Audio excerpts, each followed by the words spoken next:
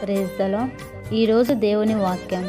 భూదిగంతముల నివాసులారా, నా వైపు చూచి రక్షణ పొందుడి. దేవుడను నేనే, మరి ఏ దేవుడునూ లేడు.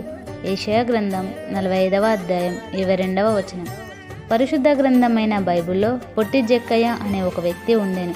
అతనికి డబ్బు, సుఖభోగాలు, బంధువులు, స్నేహితులు, ఇల్లు, ఆస్తులు ఇలా చెప్పుకుంటూ వెళితే అన్నీ అతనికి ఉన్నాయి. కానీ పరలోక రాజ్యానికి వెళ్ళడానికి యేసు ఇచ్చే రక్షణ అతనికి లేదు. ఒకరోజు యేసుక్రీస్తు ఒక వీధిలో సువార్త ప్రకటిస్తూ ఉన్నప్పుడు జనులు గుంపులుగా కూడి ఉన్నప్పుడు ఈయన ఎవరో అని జక్కయ్య యేసును చూడగోరెను గాని అతడు పొట్టిగా ఉన్నందువలన చూడలేకపోయెను. ఆ దారిలో ఒక మేడు చెట్టు ఉండెను.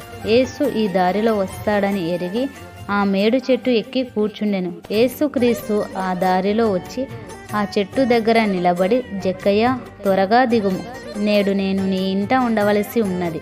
వెంటనే జక్కయ్య ఆ చెట్టు దిగి యేసును తన ఇంట చేర్చుకొనెను.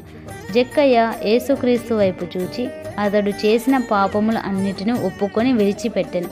అందుకు యేసుక్రీస్తు జక్కయ్యను గురించి ఇలా అనెను: ఇతడును అబ్రహాము కుమారుడే, నేడు ఈ ఇంటికి రక్షణ వచ్చి ఉన్నది. ఈ విధంగా జక్కయ్య తన పాపములు అన్నింటిని ఒప్పుకొని విడిచిపెట్టి యేసయ్య అనుగ్రహించే పరలోక రాజ్యాన్ని స్వతంత్రించుకొని గొప్ప రక్షణను పొందుకొనెను. జక్కయ్య యేసు వైపు చూచి రక్షణ పొందెను.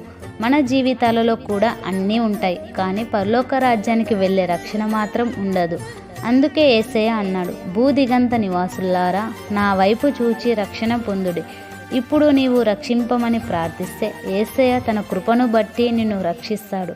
ఈ వాక్యం మనందరి జీవితాలలో సంపూర్ణ రక్షణ కలుగజేయునుగాక. ఆమేన్.